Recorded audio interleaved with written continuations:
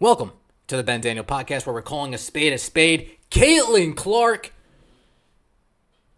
Monica McNutt, quiet down. How about that? Let's start there. Monica McNutt, quiet down. That's not the Rookie of the Year right there? That's not Rookie of the Year.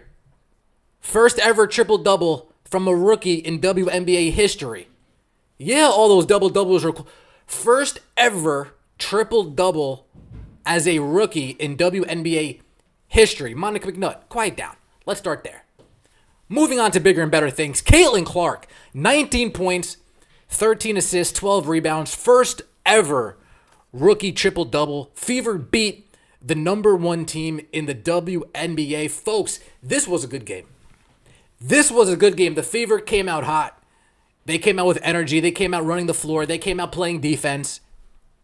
And then in typical Fever fashion, second quarter, dud. Third quarter, dud. Next thing you know, you look up, the New York Liberty had the lead. And guess what?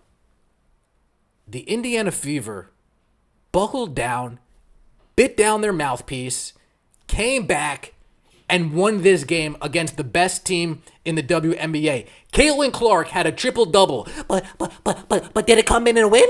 Did it come in a win? Yes, it did come in a win. So quiet down. Yes, it did come in a win, so please, quiet down. Yes, it did come in a win, so please, quiet down. Caitlyn Clark was setting up her teammates, 13 assists. Hounding the boards, 12 rebounds. Getting her own shot, 19 points. Caitlyn Clark was driving to the paint. Chrissy Sides even seems to call a few ISOs just for her. There were a few nice off-ball screens, a couple two-man action with her and Katie Lou. Triple-double, folks. Triple-double. Yes, it's still fire Chrissy Sides. Yes, Chrissy Sides needs to go. But today, right now, we're talking about Caitlyn Clark. We're talking about the clear-cut Rookie of the Year. I'm sorry. I don't want this to be too hyperbolic. I don't want this to be too controversial. But look at what we're doing out here, folks. We're pull up. Bang. Giving me too much space. Too much space for me to do what I want to do. Too much space for me to do what I want to do. You don't want to give me space? Fine. You might weigh more than me. You might be taller than me. But guess what? I'm going to use my speed to my advantage. I'm still tough as nails. I'm going to get in there and won. And this is 3 minutes within the game. Down 6. And folks, you're telling me that we're not clutch here? You're telling me Caitlyn Clark can't get a bucket when she needs to get a bucket? You're wrong. Monica McNutt, quiet down. Shut your mouth. Stop speaking on things you know nothing about. Rookie of the Year is an individual award. Not a what team has a better record award. Not if the season ended today in mythical world. What? No. Who's the better rookie? Who's the better rookie? It's not disrespectful saying Angel Reese is the second best rookie this year. But if you want to sit here and tell me that Caitlyn Clark isn't the best rookie in the league right now, you are lying to me. If you want to sit here and tell me that she's not the most transcendent player the WNBA has ever had, you are lying to me. This was a great game. I'm going to say it. It was a great game. Setting up her... Come on.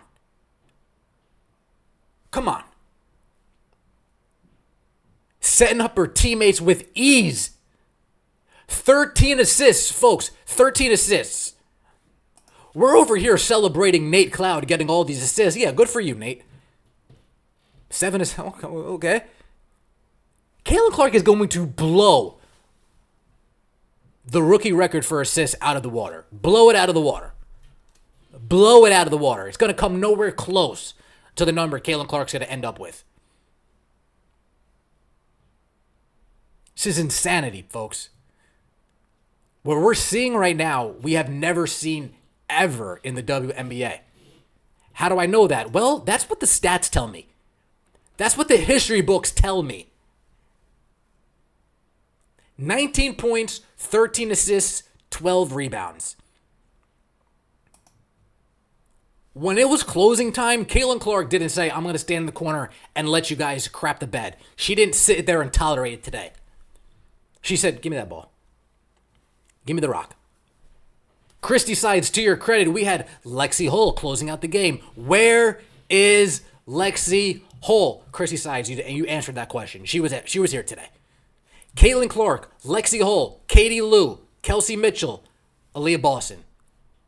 Caitlyn Clark, Kelsey Mitchell, Lexi Hull, Nalissa Smith, Aaliyah Boston. If I don't continue to see those lineups, we're going to have an issue. If I don't continue to see those lineups with Hull, Samuelson, and Clark all together, we're going to have a problem. You say that the Indiana Fever can't beat the better teams in the league? Well, they beat the Phoenix Mercury. That wasn't good enough. Well, at first, they beat the Chicago Sky when the Chicago Sky had a 10 times better record than the Indiana Fever.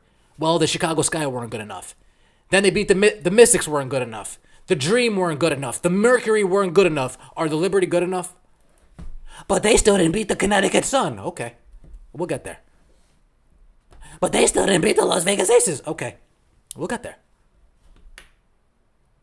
But every time the goalpost continues to get moved and Caitlyn Clark continues to kick field goals like Justin Tucker out there, I don't know how much longer we can move this goalpost. Sometimes you just got to accept it. If it's a 70-yarder, shit's going to go in. But yeah, she didn't get a triple-double in a win, but it did come in a win. All I saw in the venue was, hey, yeah, she got a triple-double, but is it going to come in a win? Is it going to come in a win? Is it going to come in a win? Valid argument. Valid statement. Valid question. And the answer is yes. Yes, it did come in a win. Monica McNutt, quiet down. Quiet down. I'm tired of listening to the nonsense. We wouldn't be comparing these two as much if people like you kept it like this.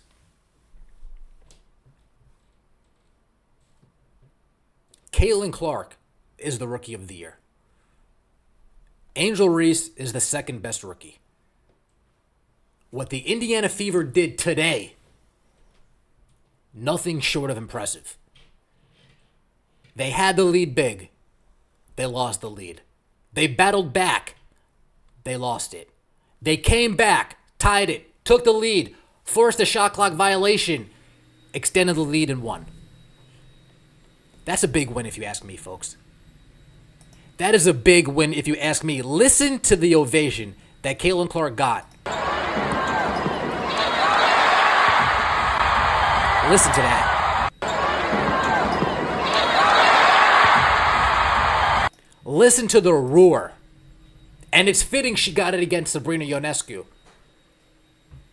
who, if you would have said, hey, has anybody ever gotten a triple-double in their rookie season? You would have said, well, maybe Sabrina, right? Watching her in Oregon, maybe Sabrina would have gotten it, but no. Cece, number 22. Caitlyn Clark.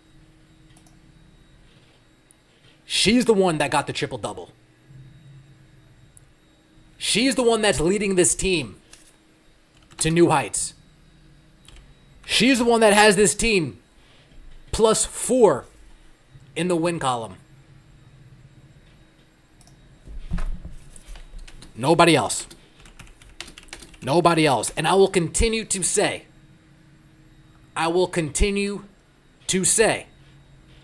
that every time the Indiana Fever win, it's in spite of Christy Sides. Not because of Christy Sides, but in spite of Christy Sides. It's the Ben Daniel Podcast. We're calling a spade a spade. Let me know what you think in the comment section below. Caitlyn Clark is an all-star. I've been around the internet, folks. I want you to hear. Shout out to the Pope. The Pope B. Frank put out a Caitlyn Clark song. If you guys have not heard it, I suggest you guys all listen to it. This is the Ben Daniel Podcast. I appreciate you all for listening, reaching out. Take it easy. Thank you. Of the 2024 WNBA Draft, the Indiana Fever select Caitlyn Clark. I am infinite. You knew better, you do better. Who do it better? Brianna Stu? Nah, 2 letters. CC, must see TV. Shoot it from the deep. Wake up, the woke folks sleepy. Beastie, couldn't lock her down in the precinct. Hit the John Cena, yeah, yo, you can't see me. Easy, R.I.P. the GG. Love to play with Juju. Out with the old, we the leaders of the new school. I let them all in points and dimes. Still they won't anoint my kind. I know that I'm on point in kind. Arrived at the appointed time. Bottom line, don't avoid